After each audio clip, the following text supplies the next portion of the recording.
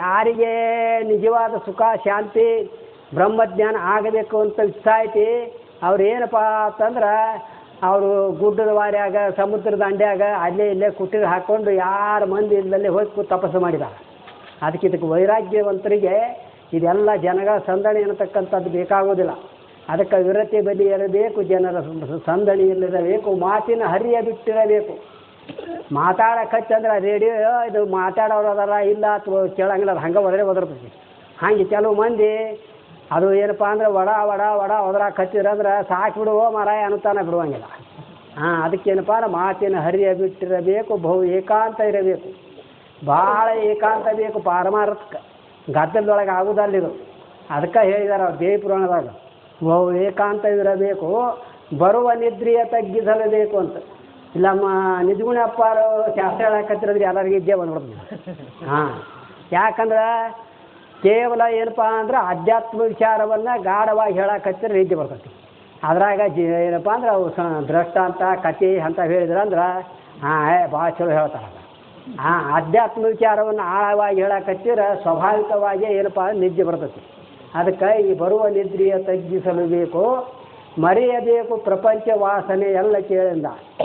ಎಲ್ಲ ಬಿಟ್ಟು ಗುರುವಿನ ಸನ್ನಿಧಾನದಾಗ ಬಂದಾನಂದ್ರು ಪ್ರಪಂಚದ ವಾಸನೆ ಹೋಗಿರೋದೇ ಇಲ್ಲ. ಅದು ನಮ್ಮ ನಿಜೂನದಲ್ಲಿ ಹೇಳ್ತಿರ್ತಾರೆ. ಒಬ್ಬ ಯಾವನ ಶಾಸ್ತ್ರ ಕೇಳಕ್ಕೆ ಬರ್ತಿದ್ದ ದಿವಸ ಅವ್ನು ಮುಂದೆ ಕೂತ್ ಕೇಳವ 2 ದಿನ ಬಿಟ್ಟು ಏನಪ್ಪ ಅಂದ್ರೆ ಬಂದು ಶಾಸ್ತ್ರಕ್ಕೆ ಕೂತ ಹೇಳಕತ್ತಿದ್ರು ಅಪ್ಪಗಳು. ಅವ ಏನಪ್ಪ ನಿಷ್ಠ ಇತ್ತು, ಅಪ್ಪಗಳು ಸ್ವಲ್ಪ ತಡ್ರಿ ಸೈಕಲ್ ಬಿಟ್ಟು ಬಂದು ನೀವು ಮನಸ್ಸು ಅಲ್ಲಿ ಹೋಗಿ ಹಿಡ್ಕೊಂಬರ್ತೀನಿ ಅಂತ.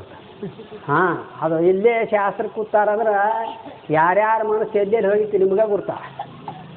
ಅಕಸ್ಮಾತ್ ಕಿಶೆದಾಗ ಒಂದು ರೊಕ್ಕ ಇಟ್ಟು ಬಂದಿದ್ದಪ್ಪ ಅಂತಂದ್ರೆ ಲಕ್ಷ ಇಲ್ಲಿರುವೇ ಇಲ್ಲ, ಎಲ್ಲಿ ಹೋಗೋದಾಗ ಇರ್ತಾವೋ ಹೋಗ್ಕತ್ ತಿಳ್ಕೊಂಡು. ಅದು ಶಾಸ್ತ್ರ ಕೂತಿದ್ರು ಕೂಡ ಮನಸ್ಸೆಲ್ಲರ ಅಡ್ಡಾಡ್ತೈತಿ.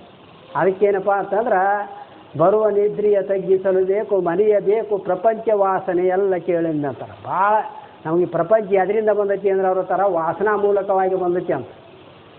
ಜನ್ಮದಲ್ಲಿ ಪ್ರಪಂಚ ಮಾಡಿದಾನ. ಅದಕ್ಕೆ ಅದೇನು ಪುನಃ ಪುನಃ ಪುನಃ ಪುನಃ ಏನಪ್ಪ ಅಂದ್ರೆ ಸಂಸಾರದ ವಾಸನೆಗಳು ಬರ್ತಾ ಇದ್ದಾವೆ. ಈ ಸಂಸಾರದ ವಾಸನೆ ಹೆಂಗೆ ಬರ್ತೈತಿ ಹಂಗೆ ಪಾರಮಾರ್ಥ ವಾಸನ ನಮ್ಮ ಮನಸ್ಸಿನೊಳಗೆ ಬರಬೇಕು.